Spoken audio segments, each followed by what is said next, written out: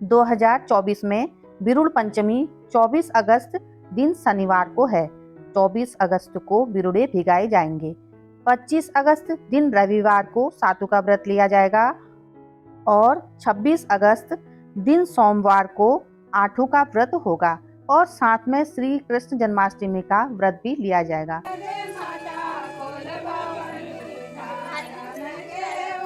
आप सभी लोगों को मेरा प्यार भरा नमस्कार।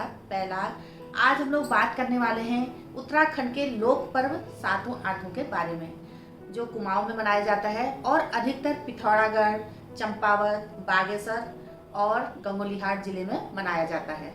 सातों आठों का लोक पर्व भादो के महीने में मनाया जाता है। यह शुक्ल पक्ष में होगा या भादो महीने के कृष्ण पक्ष में होगा, यह पंचांग के अनुसार निर्धारण किया जाता है। यदि यह कृष्ण पक्ष में होता है तो जन्माष्टमी के साथ सातों आठों मनाया जाता है, और यदि यह शुक्ल पक्ष में होता है तो नंदाष्टमी के दिन सातों आठों मनाया जाता है। भादो महीने की सप्तमी और अष्टमी तिथि को कुमाऊं के गांव में सातों आठों की धूम मची रहती है। महिलाएं नए नए कपड़े पहनती हैं, पिछौड़े पहनती हैं, नई नई साड़ियाँ पहनती हैं और खूब सारे जेवर पहनती हैं और सातों आठों का त्योहार मनाती हैं। सातों आठों में पंचमी के दिन बिरुड़े भिगाए जाते हैं। 7 या 5 प्रकार के अनाजों से बिरुड़े बनाए जाते हैं। इसमें कलू, मटर, गेहूँ, मक्का, गहर, उड़द, चना, इन 7 अनाजों को धोकर तांबे के बर्तन में भिगाते हैं।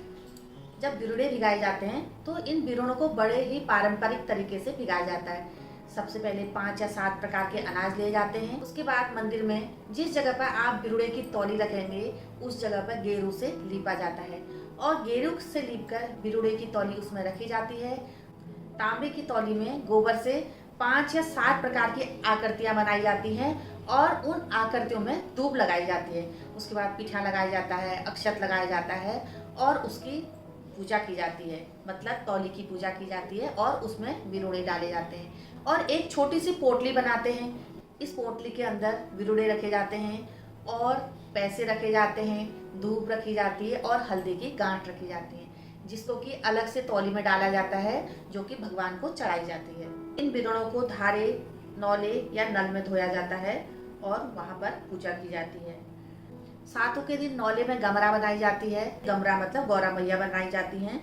औरतें सुबह से ही निर्जला व्रत रखती हैं। उसके बाद खेतों में जाकर 5 तरह के अनाजों जो खेतों में उग रहे हैं, जैसे धान, सौंफ, तिल, मक्का, जड़ सहित उखाड़ कर लाती हैं। उसके बाद गौरा माँ को तैयार किया जाता है तो उनको एक टोकरी में रखा जाता है और उनको कपड़े पहनाए जाते हैं। बहुत ही सुंदर सुंदर कपड़े पहनाए जाते हैं। लहंगा, पिछौड़ा, रंगीली पिछौड़ा और मुकुट लगाया जाता है। उनका चेहरा बनाया जाता है। बहुत ही सुंदर तरीके से गमरा माँ को मतलब गौरा माँ को बनाया जाता है।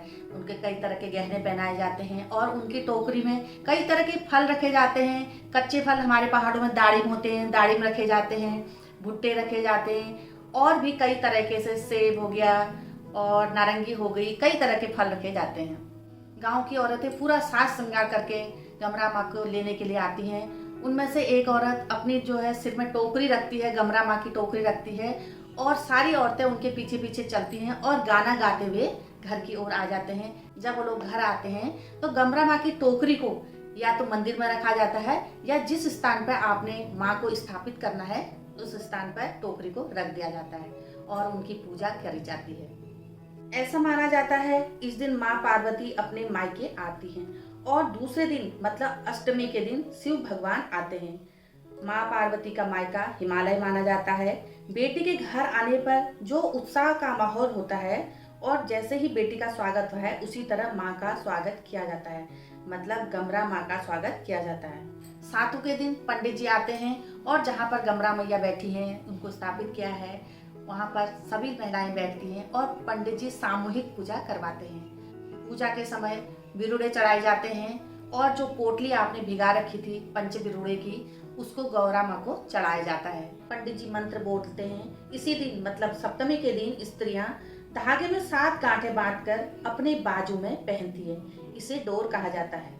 अगले दिन मतलब अष्टमी के दिन महिलाएं फिर से खेत में जाती हैं और पूरा श्रृंगार करके जाती हैं और खेत से जो विशेष प्रकार के अनाज के पौधे होते हैं उनको उखाड़ती हैं और उससे शिव जी की आकृति बनाई जाती है, मतलब महादेव की आकृति बनाई जाती है और उनको सजाया जाता है, उनमें मुखौटा लगाए जाते हैं, उनको कपड़े पहनाए जाते हैं और मुकुट पहनाया जाता है और उनका श्रृंगार धतूरों के फूलों से और अनेक प्रकार के फूलों से किया जाता है और उनको गाते नाचते लोकगीत गाते हुए सारी महिलाएं अपने घर की तरफ आती हैं। और जहाँ पर पार्वती यानी गौरा मैया को स्थापित किया है, गमरा को स्थापित किया है, उसी के बगल में दूसरी टोकरी रख देती हैं जिसमें महादेव बैठे रहते हैं और उनको भी स्थापित कर दिया जाता है।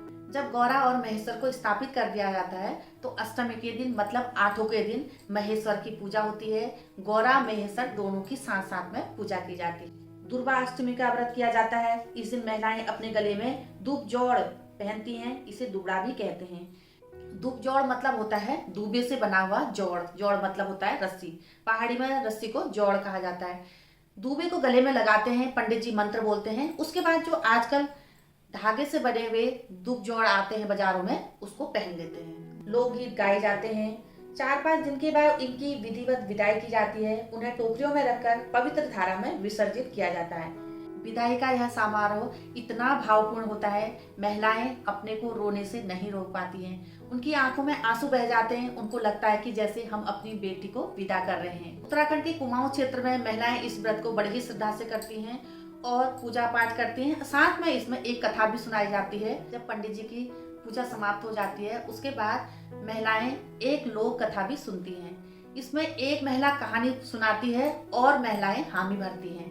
बहुत पुरानी बात है, बिणभाट नामक एक राजा थे। तो महिलाएं कहेंगी होय।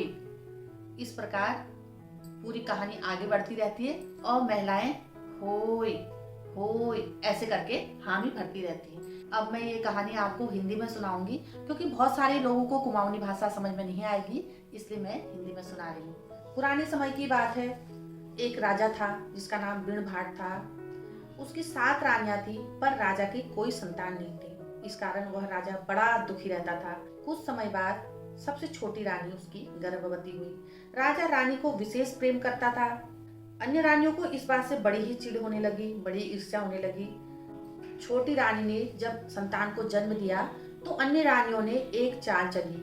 उन्होंने छोटी रानी से कहा, अरे तुम्हारी माँ बीमार है, उन्हें तुम्हें देखने जाना चाहिए। वो बूढ़ी हैं, क्या पता उनको क्या हो जाए, वो जीवित रहें या नहीं रहें। जब छोटी रानी ने यह सुना तो वह अपने बच्चे को घर में छोड़कर अपनी माँ से मिलने चली गई। वहां जाकर उसने देखा माँ तो बिल्कुल स्वस्थ है। माँ ने पूछा, बेटी मैं तो बीमार बिल्कुल भी नहीं थी और मैंने कोई संदेश भी नहीं भेजा था, तो तुम कैसे आई? तब बेटी को समझ में आ गया यह जरूर कोई षड्यंत्र है। तब वह अपने घर वापस लौटने लगी। इसी बीच बड़ी रानियों ने अपनी योजना के अनुसार बच्चे को एक बावड़ी में फेंक दिया, मतलब एक नौले में फेंक दिया। रानी दुखी मन से घर लौट रही थी। उसे रास्ते में प्यास लगी। वह पानी पीने के लिए नौले में झुकी तो उसने देखा वहां एक बालक पड़ा है। रानी ने घास की एक रस्सी बनाई, मतलब दूब घास की एक रस्सी बनाई और उससे बच्चे को निकाला। तभी से महिलाएं दूब की जड़ों से बने हुए धागे को अपने गले में पहनती हैं, जिसे दूबजोड़ कहा जाता है। कुल मिलाकर यह पर्व जनमानस के जीवन में हर्षोल्लास आस्था का प्रतीक बनकर आता है। अब मैं भी अपना वीडियो यहीं पर समाप्त कर रही हूँ। अगली वीडियो में आपके सामने एक नई जानकारी लेकर आऊंगी। तब तक के लिए नमस्कार। पहला चैनल को सब्सक्राइब जरूर करें और अधिक से अधिक शेयर करें। और आप सभी लोगों को सातों आठों की बहुत बहुत बधाई और बहुत बहुत शुभकामनाएं।